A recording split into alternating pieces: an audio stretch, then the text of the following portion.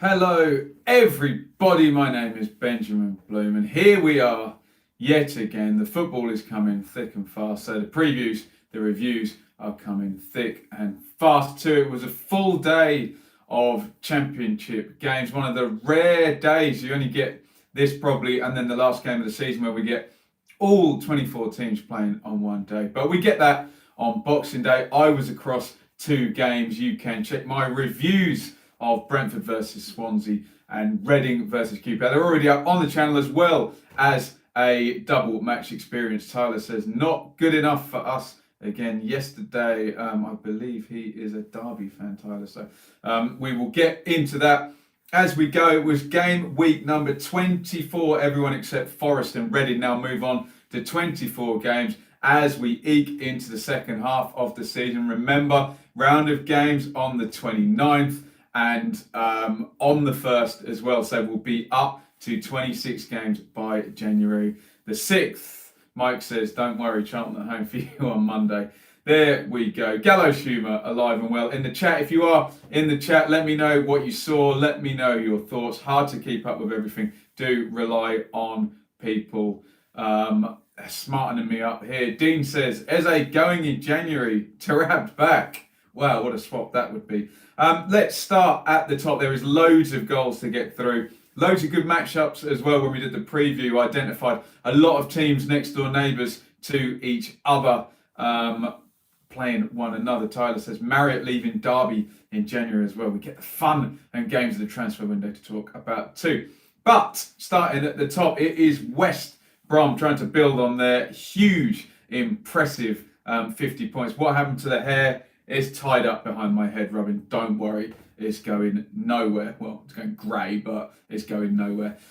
West Brom, top of the league, drawing 1-1 at fast improving Barnsley under Gerhard Struber. Kravinovic, who's kind of been knocked out of the team really by Pereira's form, he gets a go today. Changed the system actually, sort of a 4-3-1-2. And he gets a goal here. Radlinger's clearance is a poor one. You're very welcome, Dean. And Kravinovic lobs it back in over his head. Nice finish, but bad mistake by the keeper. It's a 90th minute equaliser by Barnsley. Halmer puts in Chapman's cross. Chapman's been on fire lately. They had made chances though, so it wasn't necessarily a smash and grab like we would think with a last minute equaliser. West Brom stay top.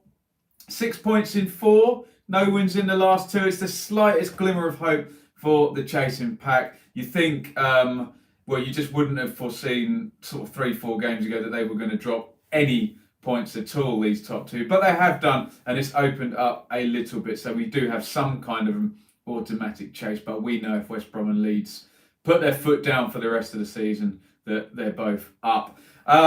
So, yeah, slight slowdown, as I said, 6 points in 4. But that will probably do them for the rest of the season, given the advantage they've given themselves.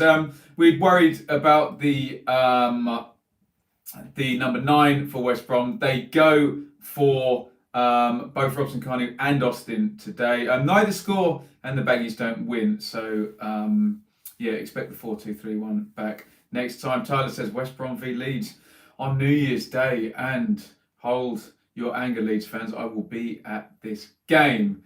John Robertson says, can't wait until you describe Jed Wallace's free kick. Interesting. And Martin's talking about Luton. We'll go on to that in a second. Let's talk Barnsley. Such an impressive upturn. Schruber is 4 unbeaten, 1 defeat in 6. Draw against the lead leaguers. There is a 4-point gap now opened up with between Huddersfield and Stoke. So you wouldn't want that to become an isolated bottom 4. If you're in that, then it's kind of a 75% chance you're going down. You're only firing at one team there if the rest of them get away. But very impressive what Barnsley have done. I did not expect them to be in touch quite so soon. To be honest, I thought they were gone. And Struber has really proved me wrong there. So superb job there. West Brom first, Barnsley 23rd. Leeds 1, Preston 1 is an all top 6 clash here. Brown gives Preston the lead on the counter. It was Pearson and then on to Barkhausen, and he puts Brown in, who finishes nicely with the left foot. Dean says Barnsley, good form coming. They scored 5 against Rangers. Stuart Dallas gets the equaliser on 89 minutes. Jenny Alioski, frankly, could have had about 4 before then. So probably worthy of the draw, but a bit of a lucky deflected goal. But they had created a load of chances. Hey, look, it's Leeds. They create a load of chances in every game, don't they? Their slowdown is much worse than West Brom's, though. It's 2 points in the last 3. So that gap is down to 8 over third. Samuel says, we were really subpar. Interesting. Worrying. 8-point gap over Brentford, who've been putting the points on the board in the absence of Leeds doing it. Mike says it's just the defending for them. Dallas back into midfield in Hernandez's absence. Alioski starting left back. They really don't need any more injuries. People know my Pablo fetish, but that's now, if you say, well, Hernandez really didn't play against Fulham, did he play about 30 seconds and then pulled up? That's 2 games without him, and they've only taken 1 point in those 2.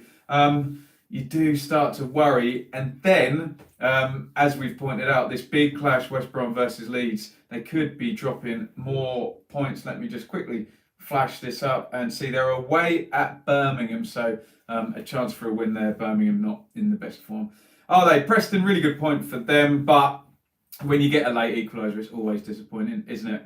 4 unbeaten, draws in the last 2. They stay in the top 6. Want to build up some consistency. Very stripy now. Loss, win, draw. A bit erratic, let's just say. Leeds second, Preston in 6th. Brentford 3, Swansea 1. I was at this game. Check out the review, and I really enjoyed it. I don't know. I assume I'll get back to Griffin Park before the end of the season. There might even be a playoff game at Griffin Park, mightn't they? So watch that space. And Buemo scores from Pinnock's knockdown from the corner. Watkins then from Henry's cross. Ayew gets one back. Swansea really going for a good substitution by Cooper. Just really attacks, goes to a really attacking 4-2-3-1. Watkins, they pick them off just at the end there. De Silva slides in Watkins, and he's got a lot to do. He dribbles in from the halfway line, pokes it in. Nicely so. Brentford up to 3rd spot. They had a really good day yesterday. I'm looking at the table. Only 2 teams in the top 12 won. Chris says Lyle Taylor to Brentford. That's an interesting one, actually, because there was a thought that Brentford still did need a number 9. I know Watkins has done absolutely brilliant and scored 15 goals, but that's the sort of transfer that would do them well. I think Lyle Taylor will be linked with a few clubs. He's kind of proven age and looks like he can do it in the Championship, doesn't he? As I say, Brentford, only one of 2 teams in the top 12 to win, and the only team in the top 6 to win. Cham says great set of results for Brentford. Yes, it was. They move up to 3rd. It's a really long run of good form now. I know we've been saying that for weeks and weeks, but it's not slowing up, is it? 28 points in the last 13. Really, really good stuff since early October. 5 straight home wins as well. If they can just add the odd away win and the odd draw in there, they're going to be looking really, really good. Mike says if Charlton don't get the takeover done, they'll flash a load of money at Lyle, and I think he will stay. They could do with him, Charlton there. Swansea, as I said, strong second half fight back, not enough in the end from 2 goals down. Form's very patchy, 2 wins in 9, and those wins coming against non-fancy teams. That said, if they can beat non-fancy teams, their next 2 games are against Barnsley, who we know are in form, but they're 23rd, and Charlton, who got a win, but they're 17th. So Swans have managed to tick off those games quite well this season, so they'll be looking forward to those, you would think. Brentford 3rd, Swansea 8th. Can Brentford keep it up? Ooh, they've tempted us for the last few seasons, haven't they? Can they do it this season? Dean says expected more of Swansea. I know what you mean, Dean, but if you look, since those first 6 games, it's not been great points per game, has it? They've not really been at it. So maybe a top 8 team, but maybe not a top 6 team. We'll see how that pans out, as I say. Far too much. Stoke 3, Sheffield Wednesday 2.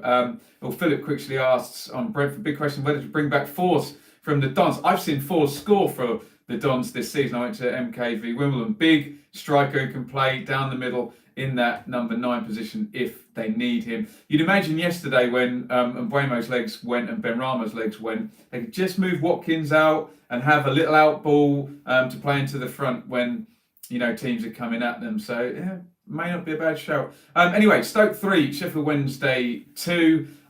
Really late drama in this one. Stoke behind on 91 minutes and end up winning the game. Two very, very late goals for them. McLean gives Stoke the lead, pops in Allen's shot from sort of virtually on the goal line.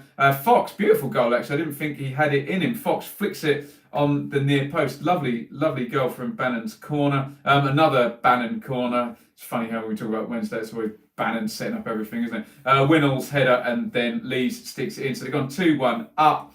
Bit of a ram raid. I've looked at the XG, and Stoke, gigantic 4 on the XG. So they really should probably have won this, despite the fact it came very, very late. Campbell, it's quite a nice finish, but it's carnage in the box, headed over, I think, by Klukas possibly, and fly kicked in by Campbell. And then real scrambly one for Vokes for the winner. Lewis says, you're going to Leeds, West Brom. I hate you. Oh, Lewis. What can I do? What can I say? First against second, I've got to be at that game. Look, if Leeds lose that game, it's because they're playing away against the leading team in the league, not because I'm there. They'll probably go and win it now, won't they? So Sheffield Wednesday got themselves into third, haven't they? Monk kept faith with the team that beat Bristol City. Did not work. Still without Fletcher, so they'd be eager to get him back in. First defeat in 7 for the Owls. You'd expect them to be a bit more solid than they were at the end of that game, but a good run nonetheless, entrenched in the playoff picture. Stoke, as I say, huge XG of 4, suggests they probably deserve the win. They exit the bottom 3 here. I don't know if I've got this wrong, but I don't remember Stoke being out of the bottom 3 in certainly the last couple of months. So that's a big one for them. They've managed to get a win on a day when all of the remaining teams in the bottom 3, they all drew actually, but they all dropped points. 4th win under Michael O'Neill in 9 games. That rate is actually very good, isn't it? If you think about a team down the bottom, it took Ipswich probably, it took them all virtual season to win 4 games, let alone in 4 in 9. So they're picking up the wins, they're picking up the defeats, but it's getting the wins. When you look at teams, sadly, like Luton and Wigan and Charlton, who've had sort of 1 win in 12 or 11 or something of that nature, then 4 in 9. So winning with that regularity would keep them going. Sheffield Wednesday 4th, Stoke 21st out of the bottom 3. Luton 3, Fulham 3, chaos at Kenilworth Road. Lualua, Fulham getting caught playing out from the back yet again. Road actor Mawson, and he gets robbed, and Lualua punishes him. Trevor says Bobby Reid on form. Yes, he was, and he scores on 9 minutes. Well timed, Trevor. Cavaliero swings it in. Who the hell was marking him, though? I do like Luton, but God, some of their defending is bad, isn't it? Just short guy, middle of the box, sprints in. I assume you're worrying about Mitrovic, and you've let Reid score a header. So 1-1. Collins then sweeps home from the second ball from a free kick. So Luton take the lead again. Mitrovic obviously scores because it's a game involving Fulham. Heads in Knockout's corner. 18 for the season. Brilliant, brilliant season so far for Mitro. Cornick, who I had in my most desired players for every championship team. Check that out. He gets the goal, but again, it's bad Fulham defending. Joe Bryan gets robbed by Berry. Cornick in to finish nicely. And Reid scores on 93, follows up Kamara's header and gets yet another equaliser. A very unhelpful result for both teams, really. They both needed the win for very different reasons, and they both kind of fell over each other to give each other a point, really. Poor defending costs Fulham pretty much on all 3 goals, if you say they're 2 howling mistakes and then 1 from a set play, second ball as well. They drop points, but only Brentford capitalise. If you're going to draw, it would be this one. Dean says, Ivan Toney, January shock for Championship clubs. Yeah, Peterborough, we know they're set up to sell, don't we, as well. Luton, they break their 3-game losing streak. Cham says Mawson cost 20 million. He did, yeah, and he gave away that goal. Couldn't finish out the game. We said about Luton, they don't draw many. They've got to win these games when they're up at home, even if it is against someone as good as Fulham. Then, you know, you've got to go on and get the win. Didn't take the opportunity, did they? Shame for Luton. I mean, I stopped the losing streak, but we know for Luton it's going to be 3-4 defeats and then a win, and it's just getting enough of those W's in there to stay up. Can they do it? They're in the bottom 3. Fulham 5th, Luton 22nd. Hull 0, Forest 2. The real Forest, we assume the real Forest has returned after a pretty rubbishy run, and Lewis Grabban has returned as well. He scores on 11, so gets pulled down. Trent says Sambaso back fit, made a big difference. Need to sort of home form starting tomorrow versus Wigan. Interesting, good feedback. So wins the penalty. Grabban puts it in. And Grabban, really good goal, the second one actually. Picks it up on halfway, beats his man, cuts inside, plays it wide, into the middle, keeps his run wide, stretches them out. They give it back. He's 1v1. He can take on a man. He does. Shoots to the near post. Great goal by Grabban. Funny though with Forest, when he's not on song, they don't tend to win, do they? So quite reliant with that one up front. Darkstar says Brentford are the dark horses this season's Bournemouth. Yeah, Bournemouth without the money though, aren't they? Hey, plucky little Bournemouth with their FFP fail. Don't start me on that, do me. Look, that was the season when Ipswich finished in the playoffs as well. Deary me, bad memories.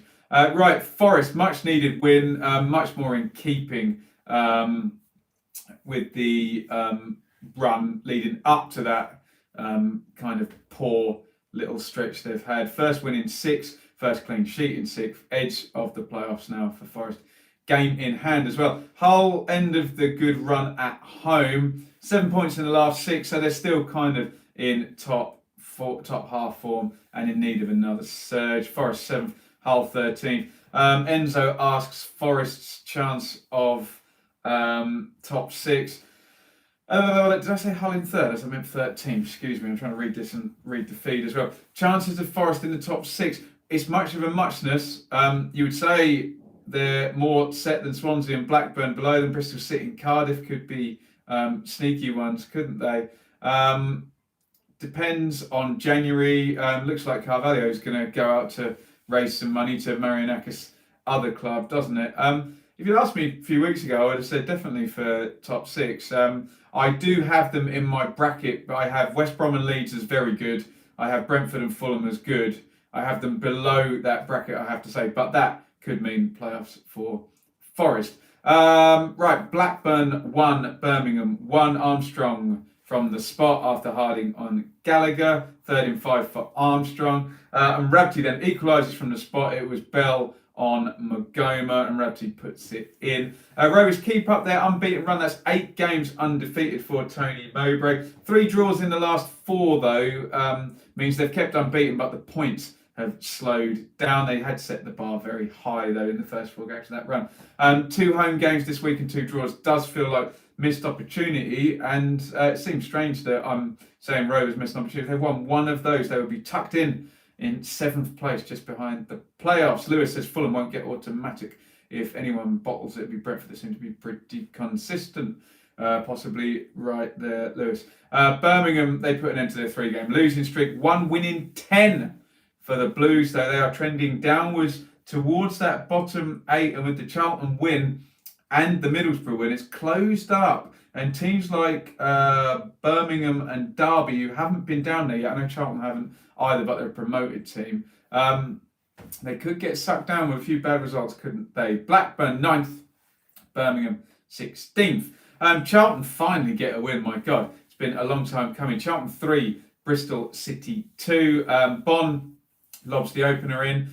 Lee Johnson swaps both his wing-backs over. If anyone who watches Bristol City can tell me why Nicholas Eliasson doesn't start despite having 9 assists and 2 goals from just basically sub-appearances and 6 or 7 stars, I'd like to know. He's obviously doing something wrong because he's doing a lot right when he does get on. Vyman, he heads home Eliasson's cross, so Eliasson's on for 1 minute and gets another assist. And then Eliasson scores himself, puts it through the keeper's legs. Bon equalises after Callas makes the mistake. And then Doughty gets the winner, bundles home Bon's cross. Bon playing up front with Taylor. That's I don't think that was something that they would have probably expected to go to this season, but they've had to. And could be good front two that there with Master and the apprentice, the older guy and the younger guy.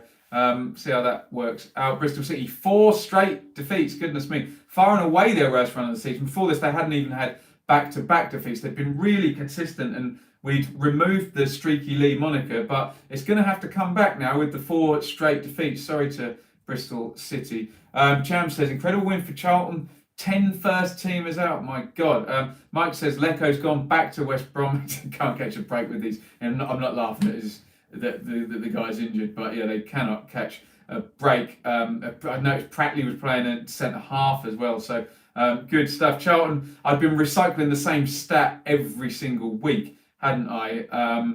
First win in 12. Can they start to fight back from the injuries? Just quickly back on Bristol City. 10th position now, 4 off the playoffs. They were 5 points behind Brentford 4 games ago, and now they're 5 points ahead, and now they're 5 points behind. So that completely flicks it. Lewis says, Jack Clark recalled Nketiah on the brink of leaving. I'm sure Bristol City will be pleased to know that Nketiah is on the brink of leaving, because that might work out that way. And I think it was Darkstar asked about I Partridge, which is a lovely read, as our friend Alan would say. And I probably should move the fish food out of the shot. That's terribly unprofessional. You can't see it down there, can you? What have we got? Charlton 17th, Bristol City 10th. Mike says it's mad what winning 3 games in 1 week in this league can do. Yeah, and that's the example, isn't it? The Bristol City and Brentford example, where one is now 3rd and one is now 10th. And it was pretty much the opposite way round. Cardiff 1, Millwall 1. Flint with the opener. Pack flicks on the near post. Kind of the wrong way round there, but they'll take it, won't they? I don't know what has happened to Jed Wallace, because I've been to Millwall loads of times and seen Millwall fans get on his back. And we started the season and you think, oh, Jed Wallace is a decent enough wide player. He does a job for Millwall, but probably Ben Thompson's a bit more creative and Jake Cooper's their most saleable asset. And I don't know what Jed Wallace has turned into. It's gone absolutely ridiculous. Little Crow says, Jed gone from villain against Barnsley to hero against Cardiff. There you go. Stonking free kick, absolutely ludicrous. He's just on absolute fire, isn't he? It feels like it's almost worth them selling in January, because someone will always buy the the kind of in thing, and Wallace is certainly the in thing. What a goal! 4 goals, 5 assists in the last 10. Playing in a kind of right hand side of a front 3, according to the Who Scored formation. And fair dues to Gary Rowett, much maligned, called a snake by the Derby fans, but he's really getting a tune out of Jed Wallace, and that could raise a fair bit of money. I noticed Bialkowski in great form as well, and with my hat on as an Ipswich fan, interest from Blackburn and Cardiff as well. He's on loan at Millwall, so maybe they might have a bit of a battle for the keeper. John says Rowett revolution. 3rd straight draw for Cardiff, no wins in 4. 11th, 5 off the playoffs. Going to be an interesting transfer window for Neil Harris. Solid result for Millwall after the surprise home defeat. Little Crow says Wallace has always been our best player, just gone under the radar until recently. Interesting. 2 defeats in 11 under Rowett. And John says 2 amazing saves from the Bartman. Yeah, the one from Tomlin to his left. Someone tweeted that and I commented on it. Brilliant save from Bart. Nice to see him, because he had a horrible time last season. Really lost his mojo. Cardiff 11th, Millwall 12th. Reading 1, QPR 0. Check out my match review. I was at this one, my second game yesterday. Dreadful first half, rubbish standard. Reading tried, QPR were not good in the first half. Swift with a brilliant goal for the opener, sorting his feet out and volleying into the top corner. Nice swervy one as well. With the winner, QPR were unlucky.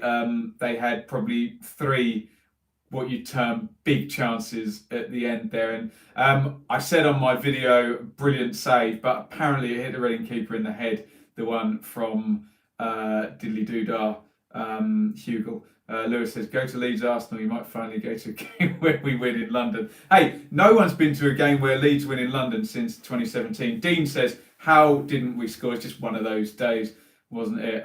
You kind of knew, when it hits the keeper in the face, and Chair hit the crossbar as well, didn't he? Wasn't going to happen for Rangers. Reading move up to 15th, back-to-back wins, 4 unbeaten, 3 consecutive clean sheets, 21 points in 12 games under Mark Bowen. It looked like it was running out there. 3 defeats in 4, but yeah, he's really holding up the points per game, and Reading up into 15th, looking nice and steady. Those of us that questioned that appointment can shut up, can't we? He's done well so far, Mark Bone. QPR poor in the first half, unlucky not to draw in the end. 1 point in the last 3. And here's your comparison. In the 12 games where Bowen's picked up 21 points at Reading, Rangers have only picked up 10. Hard to know what QPR's true status is. We've seen them in the top 6, we've seen them in the middle, we've seen them stinking it out. They've done all 3, so who knows where they're going to end up. And as I think Dean said in the feed, going to be an interesting transfer window with Mr. Eze on the books, and presumably lots of people interested there. Reading 15th, Rangers 14th. Right, 2 to go, and it was Wigan 1, Derby 1. Joe Garner, one of my favourite players from his Ipswich days. Great finish, hooked in after Jacobs heads on. And Wigan, oh my God, they concede another late goal. Martin Waghorn, another of my favourite players from his Ipswich days. Long throw in, flicked on and forced home by Waghorn. Derby get out of jail, but they're right on the verge of the bottom 6. And that equaliser, it ends a run of 6 straight away defeats, but no away win in 12, no win anywhere in 7.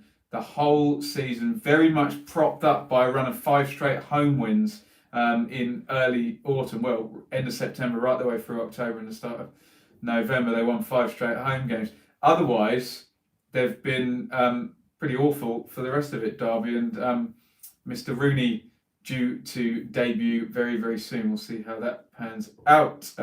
Cham says, Derby are terrible. Rooney has a massive job there. We're all assuming he's going to be the manager in about 6 weeks, aren't we? Wigan just... Lewis, in fact, he's on this point. I heard Wigan have thrown 24 points away from going ahead. I had something not that good. What I do know is they've taken the lead on 8 different occasions in the last 8 games and won none of them. Shocking statistic that. If they could defend a lead, they would be miles higher. But hey, a football match lasts for 90 minutes, doesn't it? Or 95 minutes generally. 4 draws in a row does constitute some kind of an unbeaten run, but they need a win and they need to get that home form going again. They always would knock teams over at the DW, wouldn't they? So we'll see. Derby 18th, Wigan bottom 24th.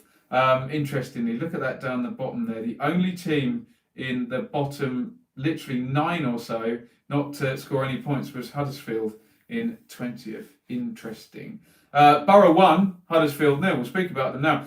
Jed Spence with the goal from Fletcher's cross. Huddersfield first defeat in 3. They had a nice little 7-point surge. 4-point gap though between them and the relegation zone. And we know down the bottom there, 4 points does buy you a fair amount of time. But looks reasonably competitive. But could you see Stoke and Huddersfield and Borough all push on and leave those 3 at the bottom who have less money and less resources adrift? I wonder. A few people were asking me whether it would end up being, sorry to Charlton fans, end up being the 3 promoted teams down there, but Wigan seem to be putting paid to that. Borough win against a direct rival. They always do it, don't they? And I've predicted this every time and got it right. 6 wins for the season, all at home against Wigan, Reading, Barnsley, Charlton, Stoke and Huddersfield. More pertinently, 4 consecutive home wins, 4 wins and 13 points in the last 7. Really, really good form. So this is going to be very, very interesting now watching Borough, right? They're either going to pick up and do well in the second half of the season, i.e. this will be the platform. What they need to do that they haven't done all season is win an away game or win against somebody good. No offence to the teams that they've beaten. If they can't do that, and remember they've now played all of the lower teams at home, then it could actually work the other way around. And, they end up losing the away games against direct rivals. They've got nothing to go on at home because they're not beating the teams at the top. So it's going to be an interesting one for Borough, whether they play up to their good form at the moment or whether they've just had all their easy fixtures already and, they've run out and it's going to be a hard second half of the season. I don't know. Someone asked about Jed Spence in the chat. If any Borough fans or anyone knows about him, let me know. I've not seen him play, but I think it was Mike said he'd torn Charlton apart, possibly. I don't recall exactly what the comment said. Where are we? We're Borough at 19th, Huddersfield 20th. Cham says Barnsley recent formal shock. Those above playing well should have beaten Albion. Yeah, this is it. Because there's a scenario that doesn't look good for Derby, Charlton, and Birmingham, does it? Because they're the ones all trending downwards. Whereas there's an argument Borough are doing well. Huddersfield have picked up under the Cowleys. Stoke also. So could be a few going down there. Right, game of the day. Even though neither set of fans would probably have enjoyed it, we've got to go for Luton versus Fulham because it was a classic 1-0, 1-1, 2-1, 2-2, 2-3-2, 3-3. Although Luton fans will think, God, we should have held on and won, and Fulham would have think, God, if we could defend, we would have won. But I'm going to give that one my game of the day. Goal of the day, even though I saw a brilliant one from John Swift, we've got to go for Jed Wallace. Absolutely sublime free kick from him. Performance of the day, help me out in the feed. We could go for Charlton, who haven't won in forever. We could go for Forest, who haven't won in forever. We could go for Stoke for the 2 late goals. I think I've got to go for Charlton, especially with all of their first team players. Yeah, Cham says Charlton. Freddie says Brentford will have a blip. They all do, yeah. We just wonder now whether Brentford's blips will be like their blips that they've had in previous seasons, where it's been 7 or 8 without a win when it looked like they were doing absolutely brilliant. Been very erratic in previous seasons. Also with Brentford, really depends what happens in January because we know they're set up to sell if they get the right offers. Your top scorers, good day for Lewis Grabban, good day for Ollie Watkins. So 12, you've got Grabban, Grant and Fletcher. 15, now Watkins moves alongside Bowen and Mitrovic out front on his own at 18. Someone said, yeah, Brentford will not wobble like that different times. I hope they're right because it's nice to see someone build through in the way Brentford have without huge commercials. Terry says Brentford have had their blip and I promise we won't sell anymore in January, mark my words. Be nice model for everyone against these horrible parachute payments to see if they can do it. And we have a 20 million surplus from MEP and transfer and others, only a mad price, we will say. I hope that's right because certainly when I was supporting Ipswich in the Championship, you would think, well, how on earth can you compete with the 3 teams that get 42 million every season when it's 7 million and every single club is losing money? So it is really good to see Brentford, Bristol City. I know Bristol City have a wealthy owner, and Preston. Well, look, they all do, but they're running in a way that is sustainable. Right, any questions, let me know in the feed and I will answer them. I should plug my Twitter at Benjamin Bloom. Subscribe, ring the bell for notifications. Nice hair. You look sexy like David Seaman, and you don't want to know how he spelled Seaman. No, it's not nice hair today. It's very, very greasy, and my parents are coming tomorrow, so I must wash it in a minute. Jim says Brentford struggle away too much. We did mention that they need to throw in away form. I think Norwich had some ridiculous stat last year that they only lost 1 away game. John says, why are Town fans so deluded? I didn't get the rest of that. Early prediction, stop going to Leeds. Early prediction for Leeds, West Brom. Yeah, I don't want to make one. Let's hope it's a very entertaining game of football. And you would think if Leeds get a scoring draw with that one, and over the 2 games with West Brom, they've taken 4 points, they would be very happy about that. My worry for Leeds without Pablo. Brentford v Leeds in February will be good. Does Benjamin take part in Fantasy League? No, I'm rubbish at it. Thoughts on time to make decision for Wednesday current EFL League? Yeah, that's a really good point about the FFP for Sheffield Wednesday. Remember though, the EFL last year knew about Birmingham's flagrant breach from the July onwards and waited all the way through to kind of make a nice round total that wouldn't relegate Birmingham and wouldn't cause too much trouble anywhere in the league. So it wouldn't surprise me if we took the majors. John, I think, asked, will Jed stay at Millwall? Is Shaley on the Prosecco? I'll answer that in a minute. Will Jed stay at Millwall? Neil Harris has got parachute money, isn't he? So I think he might do. Shay will be on the Prosecco tomorrow on the cocktails. You should be on telly doing your own show, EFL Championship. Thank you very much, Dean. Club with the best pies. Do you know what? Brentford yesterday had a lovely little, it's very middle class, I have to say, a lovely little tent down the side where you could get some nice homemade snacks. That was very nice. Jim says, Chansiri making it clear we aren't under embargo, so we'll make it better or far worse. Yeah, Mr. Chansiri, I remember going to Sheffield Wednesday recently and walking under the understand, and he was puffing on a fag, looking very stressed. Lewis says Connor Chapman would be perfect for Leeds. Yes, he would. I do totally agree with that. Cham says Neil Harris, Scott Parker, average managers for parachute clubs. It's almost like the owners don't want to have someone who will actually be really demanding. If you've seen the QPR documentary with Neil Warnock, he really gets the money out of those owners easily.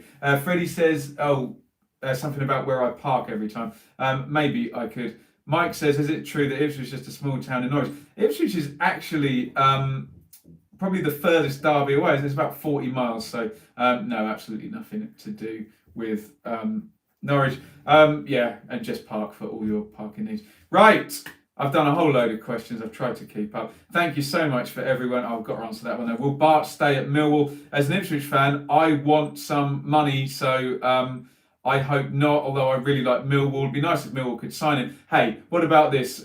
Jed Wallace to Cardiff for a whole ton of money, and then they'll be able to sign Bart. We'll see. But I think from an Ipswich point of view, they're going to want Bart off the books, and if they can get, I don't know, 750,000, 1 million, 1.25 million or something in, maybe weighted on the back end, then that would be really, really good. Freddie says, will Shaylee give us her predictions?